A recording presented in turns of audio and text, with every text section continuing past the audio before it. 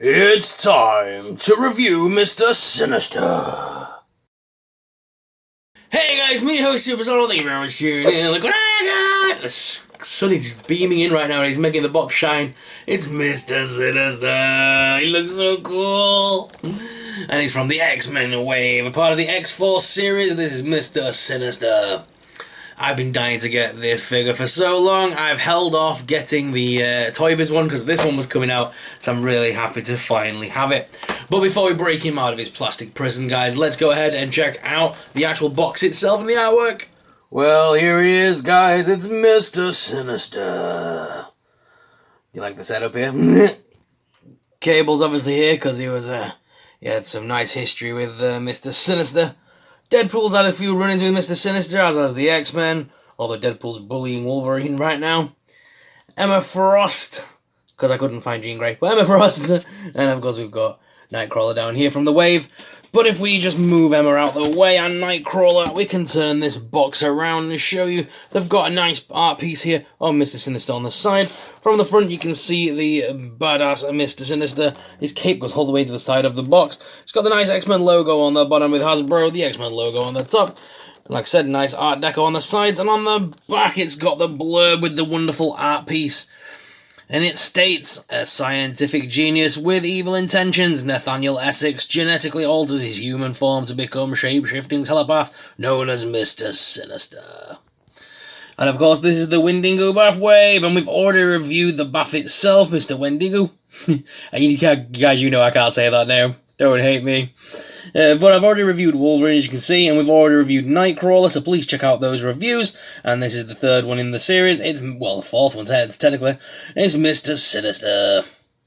So, let's break him out of the packaging. Alright, guys, so let's break him out of the packaging. Yeah, this is the fourth review of the series. I think next we'll probably do the two X-Force members. I could be tempted to do both of those in one video, I'm not sure. Then again, some people do say they don't like it when I do that. They like a single video for every figure.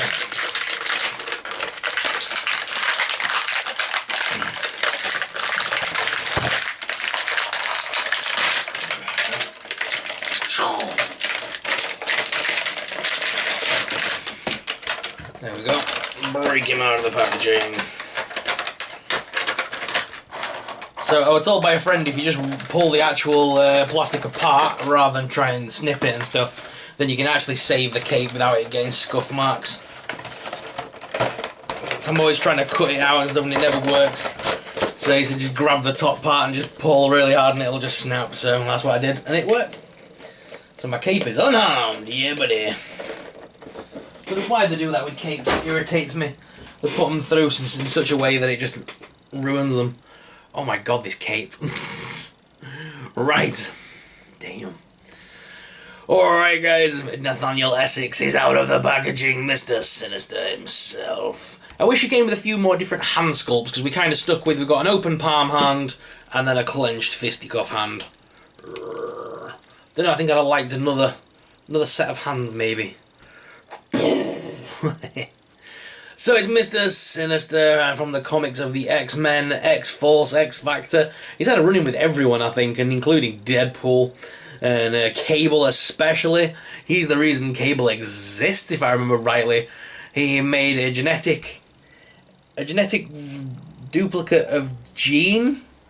I can't remember the name of it, but he used it to procreate with Scott Summers to make Cable. So he's kind of the reason why they exist, if I remember rightly. And he is a telepath, and he has altered his genetic structure and things like that, so he can shapeshift and transform, and he's like the all-round bad guy, to be fair. He's a really tough guy. A lot of people always go back to Magneto as the main villain for the X-Men, but Mr. Sinister is definitely up there as one of the top villains for the X-Men. He was one of the hardest ones, I think.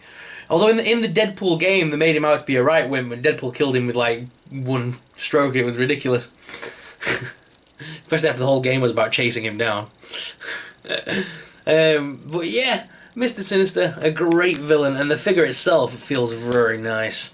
Hands are a little bit looser, though, than I wanted, but the rest of them feels pretty stiff. So let's have a look. The head is on a ball joint, so you can make him look down and make him look up. This all costume piece is all connected. There's no way of these coming off the back, I don't think. I don't want to pull too hard in case I rip something out. Oh no, it actually could come out. I think it could actually. Yeah, I think it's connected to a piece in the back, but I don't want to pull it because it's in there very tight and I don't want it to come out. But it does look like it might come off that back piece here to allow this piece to come off. But the actual cloak itself, like the neck piece and the shoulder pieces would still remain on the body. It would just be these pieces that would come off the back, which are in 2 layers. So that's pretty nice. Articulation, so the arms do lift up, do rotate at the top hinge as well as at the bicep. Double hinged elbow there, and the hand is on a ball joint. You can crunch him forwards and backwards with a waist swivel. Legs do lift out all the way, as well as forwards and backwards with a double hinged knee. No boot cut, but there is a top thigh cut there just above the boot. And the boot are on rocker and pivot. Oh no, there is a boot cut there at the bottom part of the boot. So we've got top part of the boot, bottom part of the boot, and rocker and pivot in the feet. Nice. So a lot of articulation there for Mr. Sinister. Looking at the paintwork, there is a spot of white in the middle of the hair, which is annoying me, but that can be that can be covered up with a black pen, to be fair. Again, on the mouth, there's another bit where the white and the black are bleeding in together, not very well. I'm not sure if you can see that on this cam. There's no actual warping to any of the paint, although the red crystal in the middle of his chest has got a chip, so there's blue coming through. The boots themselves look very neat. There's a few bits of extra plastic that are just peeling off as my hands are coming away, probably from in the mould itself. The joints have got little bits of plastic shavings still coming out of them, but that's fine, that's all part of the manufacturing process. Other than that though, the figures are pretty neat and very nice. To say Mr. Sinister has that ridiculous back piece cape, he stands up by himself very well. He doesn't wobble, doesn't get his stood perfectly. Every time, which is great. Watch him fall.